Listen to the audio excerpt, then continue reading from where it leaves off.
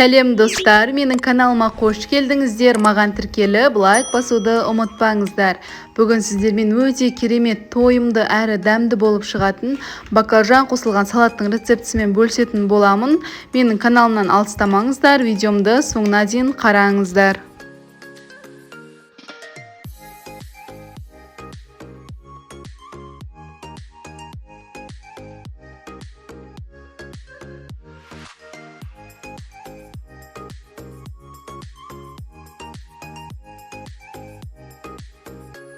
Ең алдымен баклажандарымызды жақсылап жуып алатын боламыз. Бұл жерде менде 3 баклажан, сіздер қанша қолданам десеңіздер де қолдансаңыздар болады. Және осылай видеодағыдай бірнеше бөліктерге кесіп, орташа майдалап турайтын боламыз.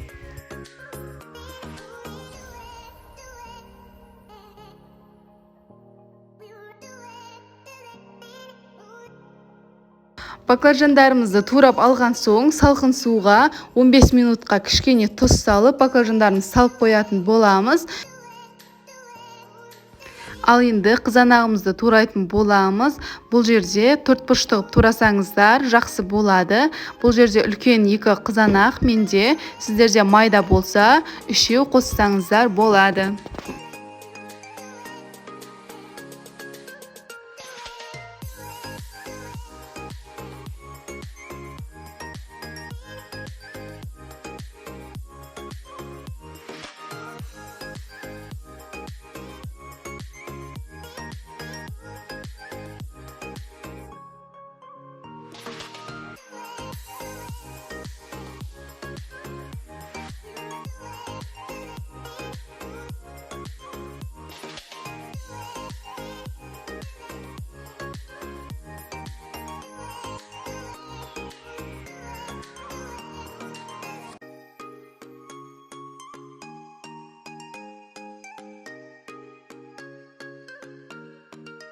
Қызанағымызды турап алдық. Ал енді кезекте сарымсағымызды өте майда етіп, пышақтың көмегімен турап аламыз. Сіздерде езетін құрал болса, сонымен езіп алсаңыздар болады.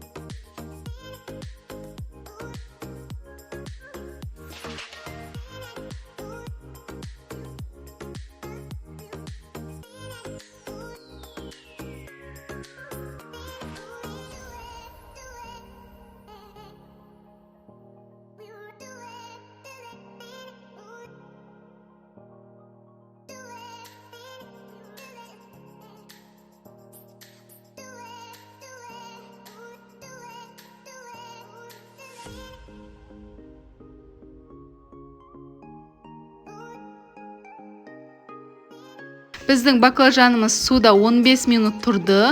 15 минут тұрғаннан кейін баклажанның өзінің ащы суы бөлінетін болады. Сол суымыздан баклажандарымызды қатты сығып, қағаз сүлгіге түсіріп алатын боламыз.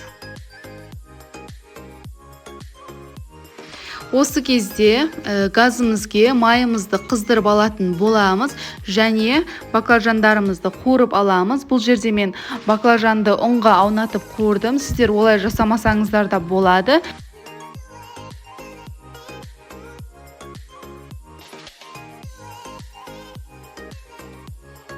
Негізі өзімде баклажанды ұнға бірінші рет аунатып қуырдым. Негізі жақсы шықты. Сіздер де солай жасасаңыздар да болады.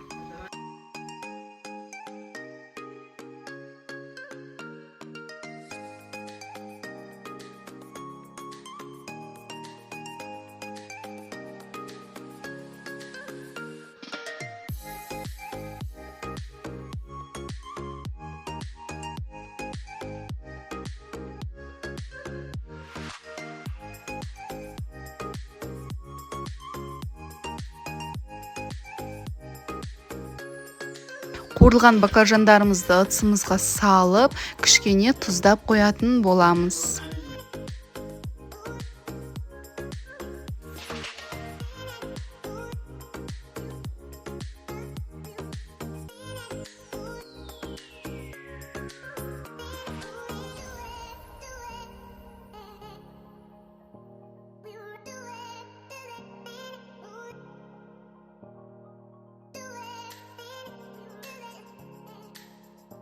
қуырылған баклажанымыздың үстіне турап алған помидорымызды және турап алған сарымсағымызды кішкене тұз салып майонезбен араластыратын боламыз.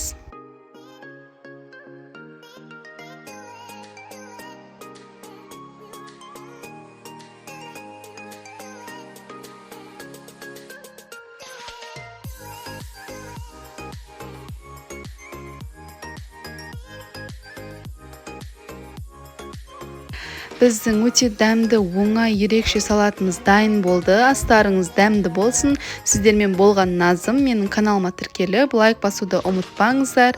Сіздермен әрқашан дәмді, оңай рецепттермен бөлісетін боламын. Қош сау болыңыздар.